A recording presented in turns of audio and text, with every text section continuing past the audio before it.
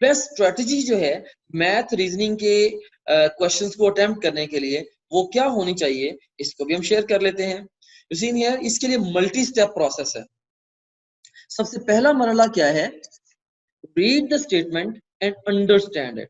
अब मैंने जैसे बताया कि स्टेटमेंट होती है, नीचे 4-5 ऑप्शंस होते हैं, तो इसके अंदर आपने करना क्या है, आपने स्टेटमेंट को रीड करना है और उसको अंडरस्टैंड कर लेना, राइट। अगर फर्स्ट करें कि आप स्टेटमेंट पढ़ते हैं और स्टेटमेंट पढ़ने के बाद आप उसको किसी वजह से अंडरस्टैंड नहीं कर पाते, राइट, तो अब आप क्या करेंगे, अब आप जो गिवन चॉइसेस हैं, which are of course the possible answers, अब आप उन चॉइसेस को रीड करेंगे। तो जब पॉसिबल आंसर्स को आप रीड करेंगे, of course her possible answer आपको कोई ना कोई थिंकिंग एंगल भी देगा, राइट।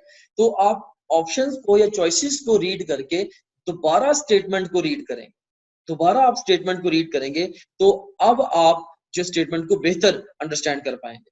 सो सबसे पहला काम जो आपने करना है, as far as the attempting the multiple choice question for the math section is concern, तो आपने सबसे पहले जो गिवन क्वेश्चन है उसकी स्टेटमेंट को पढ़ के समझ लेना है, राइट। वो आप हो सकता है कि पहली दफा पढ़ के उसको समझ जाएं, हो सकता है कि आपको उसको 2 दफा पढ़ना पड़े, हो सकता है कि आपको ऑप्शंस पढ़ने के बाद जब आप स्टेटमेंट को पढ़ें तब आपको समझ आए, सो व्हाट्सएवर, लेकिन आपने किसी भी तरीके से स्टेटमेंट को अंडरस्टैंड कर लेना है। या स्टेटमेंट को इवन अगर आपको स्टेटमेंट पढ़ के उसको अपनी मदर टंग में भी ट्रांसलेट करना पड़ रहा है, मे बी उर्दू में या पंजाबी में या किसी और लैंग्वेज में, तो आप उसको ट्रांसलेट कर लें दिमाग के अंदर कि आप उसको अंडरस्टैंड कर जाएं, कंप्रीहेंड कर जाएं, राइट। तो सबसे पहला मरहला आपने स्टेटमेंट को पढ़ना है और अंडरस्टैंड करना है।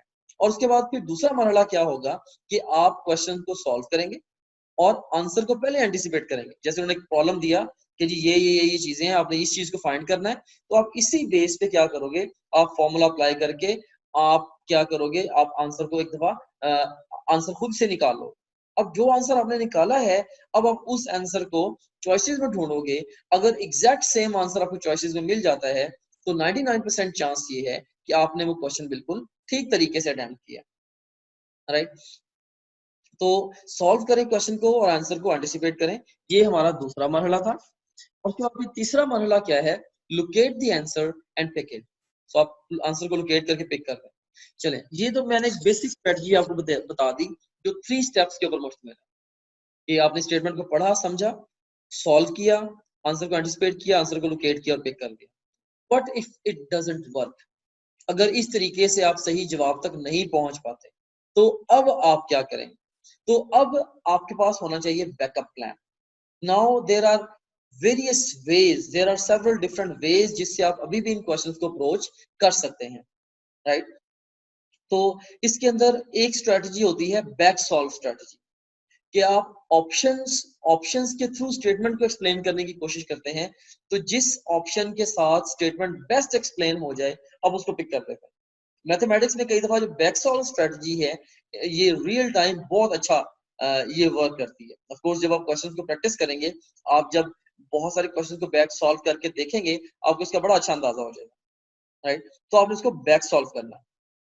उसके बाद फिर एक तो आप बैक सॉल्व कर सकते हैं, सेकेंडली आप इवन चॉइसेस को एलिमिनेट कर सकते हैं। आपके पास A B C D 4 options हैं, आप ऑब्वियसली देख के इवन अंदाजे की बिना पे या कॉमन सेंस की बिना पे कहते हैं यार इसमें ए और डी तो कभी भी पॉसिबल नहीं है, उनको एलिमिनेट कर दें।